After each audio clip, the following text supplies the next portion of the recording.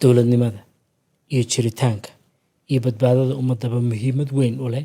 cid wax uga sheegtay ama u sharaxday siday wax u dhaceynay siday wax u socdaana aanay jirin waa kulamada mararkii tiimkiina aad la xajoonayseen madaxweynaha markaa tagtaan siday wax u dhacaan maadaama dee wadamo kale iyo dad ajnabi iyo aanay ahaynoo soomaalidii dhexdeedii ay tahay madaxweyne xasan waa mar walba ku dooda wax laysoo agdhigto markaad u tagtaan miyeydaan wax agdhigin mise waxaad agdhigtaan isagunbaad u sheegtaan ummadda uma sheegtaan waxaan markaa waxaasoo araaro u sameynayay bal ummadda uga sheekee si saraaxaad siday wax u dhacaan iyo markaad tagtaan kulanku siduu yahay iyo behaviorka madaxweynaha horta behaviorka waa nin horta qaabilaad fiican oo aragteen xasan banaanka noogu soo baxa na qaabila markaan tegayno aniga kalkaana mucaarad waa tii horena oo xukuumaddii cabdinuur ka tirsanaa mucaarad waa ku ah xukuumaddaas wax communication igama dhexayn oo dadka mucaaradka lama aysan ahayn wax wada hadala laakiin xasheekh dadka mucaaradka wuu la hadlaa waata intaasoo doona baan shir galnoo doodnay ilaa mid jufo hoosa oo anigii sheekh shariif iyo khayre iyo kasoo bilaawna cusable oon si hoose iyo mid idinka sii hoose ula hadalnay mid xataa waa naga dambeeyo oo hoose waa jira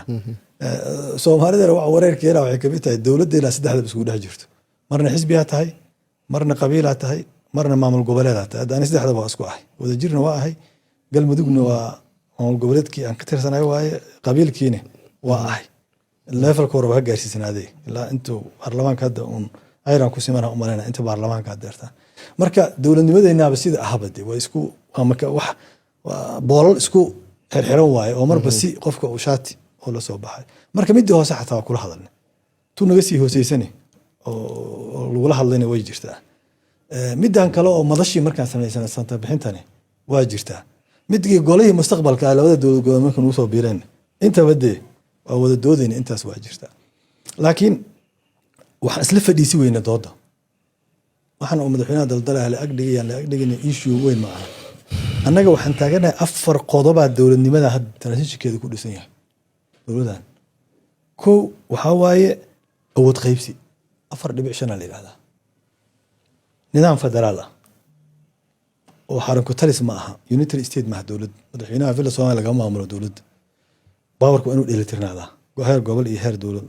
dhexe 3 nidaamku inuu parliamentary yahay si awood qaybsiga u dhaqan galo hadduu presidential noqdo madaxweyne wax qaatay awood qaybsi ma jirade 4 waa in 4 sano mar doorasho dhacdaa horta madaxweynuhu intaan horta nala qaadan kari weyn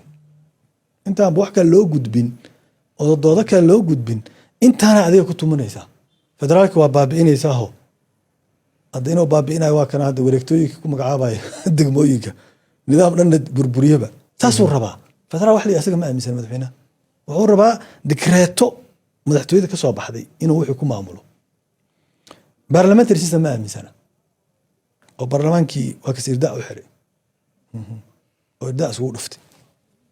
oo sheekh ansax iyo asaga waxay ka dhilgareeyaan keliya baarlamaan ah awood qaybsigii yani hadda asaanba ku kootay markii 4.5 keliya laakiin dadka kale meesha inay awood u oolinay sheeganayaan Soomaalida kale awood qaybsi meeshii asagana ma yaalin qoyskaaga iyo qaraabadaada ugu dir lacagaha si degdeg ah sahlan oo sugan goor kasta goob kasta iyo gees kasta oo caalamka ka faa'iideyso adeegga fudud kuna dirso lacagaha abka casriga ah ee Juba Express